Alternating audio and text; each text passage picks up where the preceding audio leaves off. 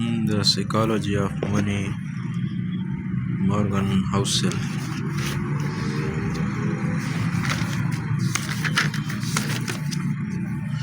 Introduction: The greatest show on earth. Getting wealthy versus staying wealthy. There are a million ways to get wealthy and plenty of books on how to do so. But there's only one way to stay wealthy. Some combination of frugality and paranoia, and that's topic we don't discuss enough. Let's begin with a quick story about two investors, neither of whom knew the other, but whose paths crossed in an interesting way almost a century ago. Jesse Livermore was the greatest stock market trader of his day. Born in 1877, he became a professional trader before most people knew you could do such a thing. By age 30, he was worth the inflation adjusted equivalent of $100 million. By 1929, Jesse Livermore was already one of the most well-known investors in the world. The stock market crashed that year, that unshared in the Great Depression, cemented his legacy in history. More than a third of the stock market's value was wiped out in an October 1929 week, whose days were later named Black Monday, Black Tuesday, and Black Thursday. Livermore's wife, Dorothy, fared the worst when her husband returned home on October 29th. Reports of Wall Street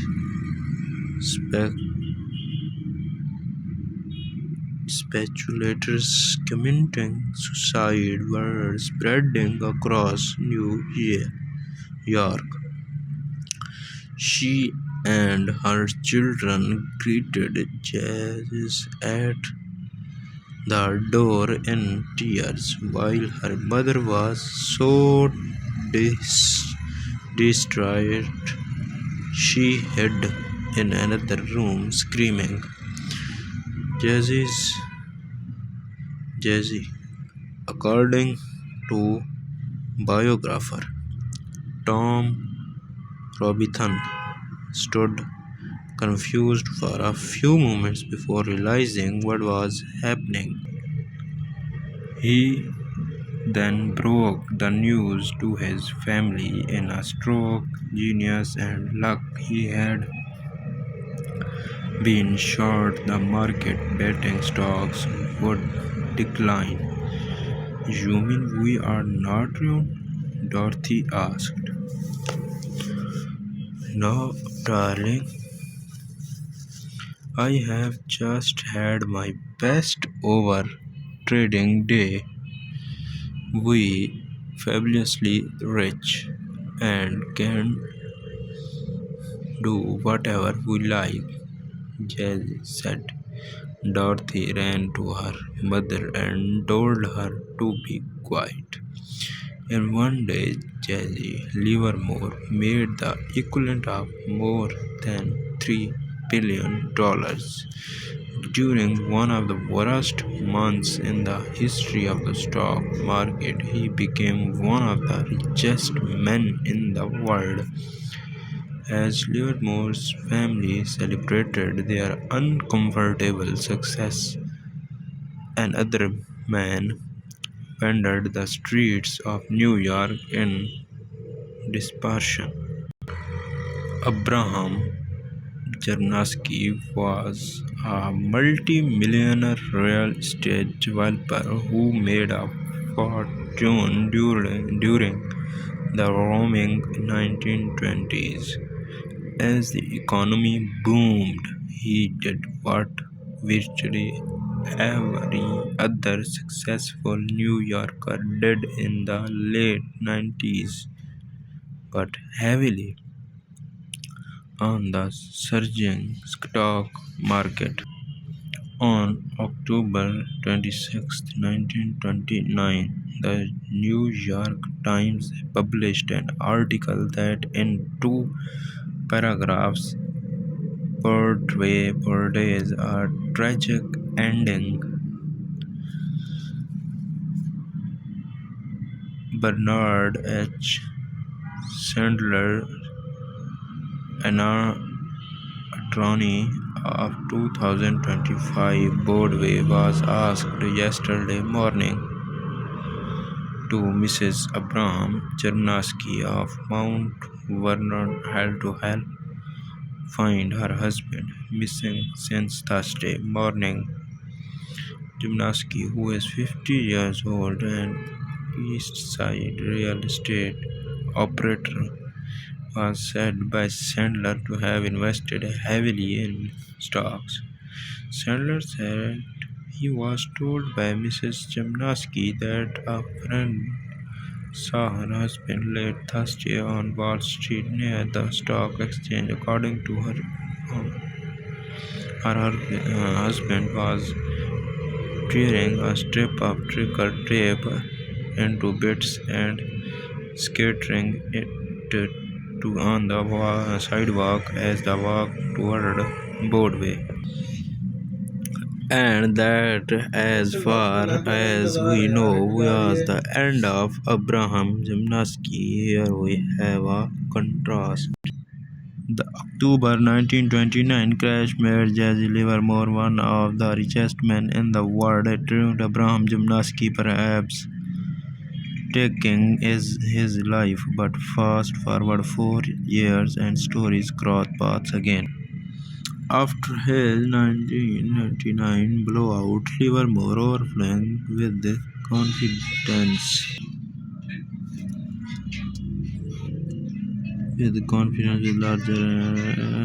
made larger and larger bets. He wound up far over his head and increasing amounts of debt, and he eventually lost everything in the stock market. Broke and ashamed, he disappeared for 2 days. 1933, his wife set out to find him. Jazz L. Livermore, the stock market operator of 1100 Park Avenue, missing and has not been seen since 3 p.m. yesterday, the New York Times wrote. 1933, he returned, but his path was set. Livermore eventually took his own life. He returned, but his path was set. Livermore eventually took his own life. The timing was different, but Gymnasky and Livermore shared a character trait. They were both very good at getting wealthy and equally bad at staying wealthy, even if wealthy is not a word you have applied to yourself.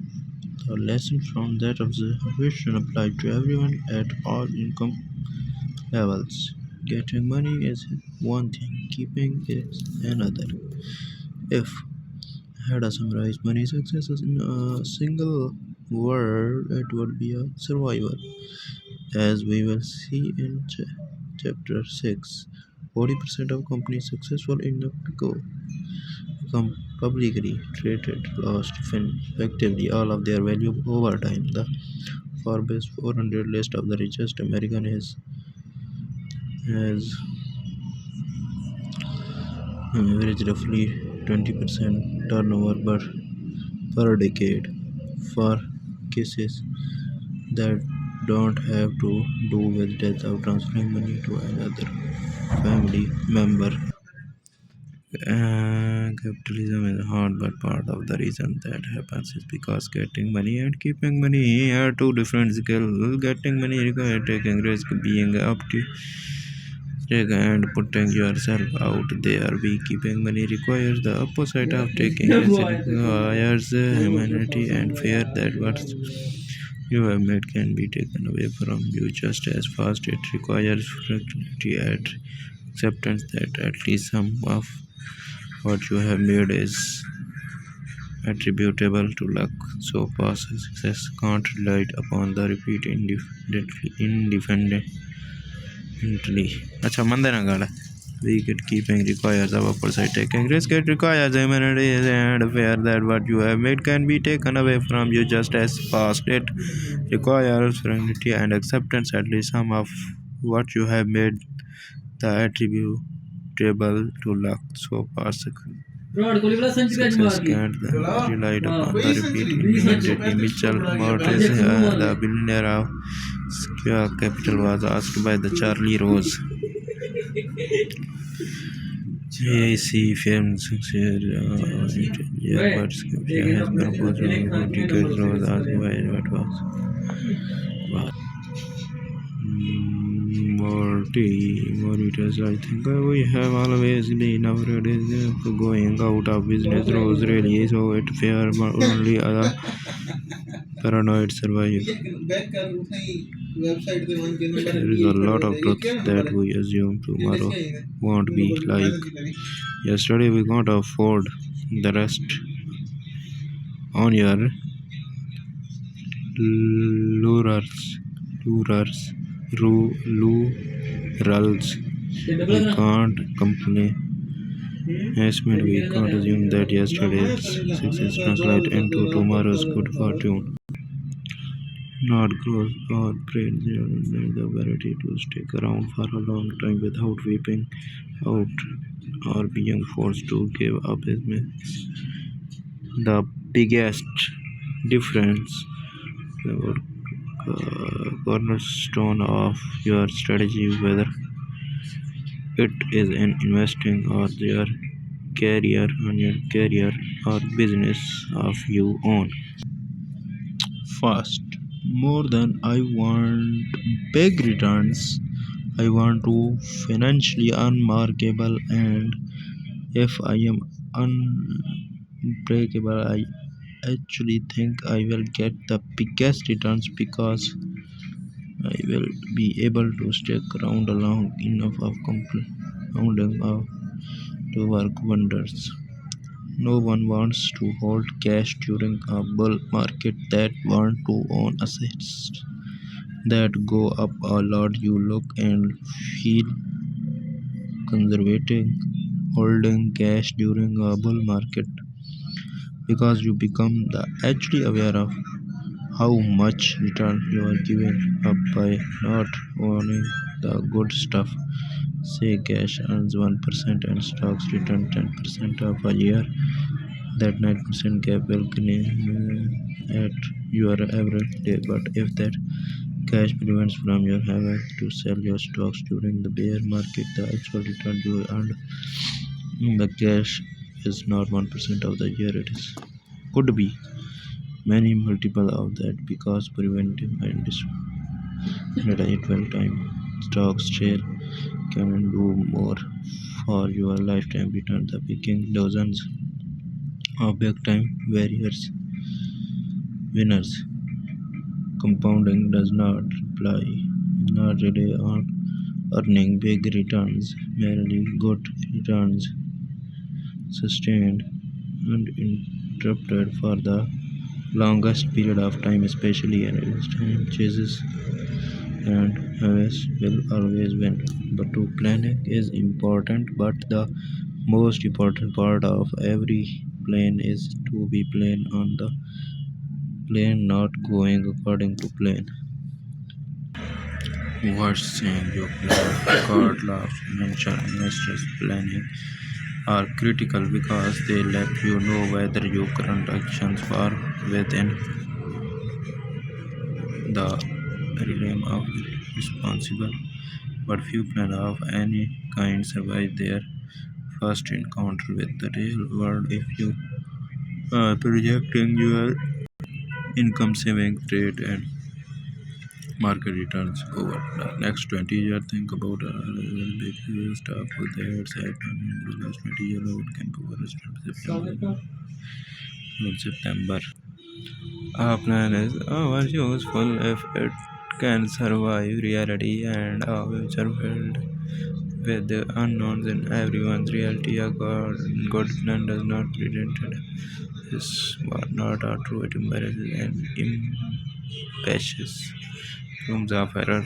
The more you need the specific elements of a plan to be true, the more flexible your financial life becomes.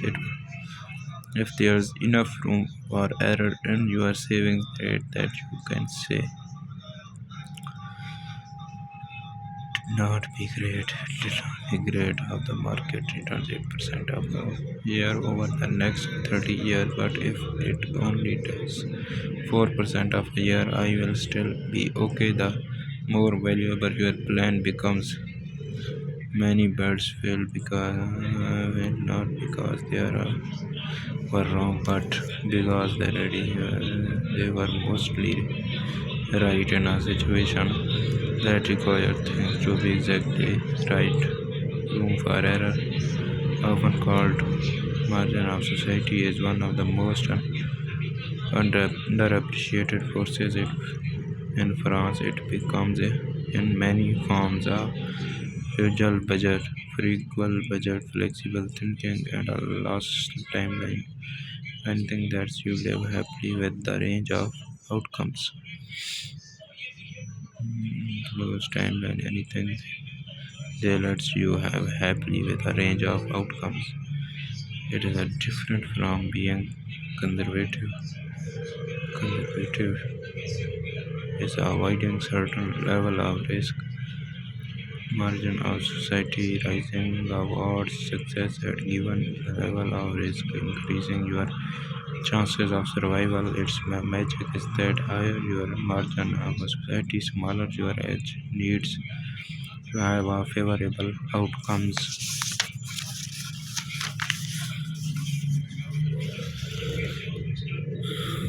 66,75,000 Americans died in a single year from a flu pandemic. 30 separate natural killed at least 400 Americans each. 33 recessions lasted a cumulative 48 years. The number of forecasters who predicted any of these recessions rounds to zero. The stock market fell more than 10% from a recent high, at least 102 times. Stock lost a third thereof, at least 12 times.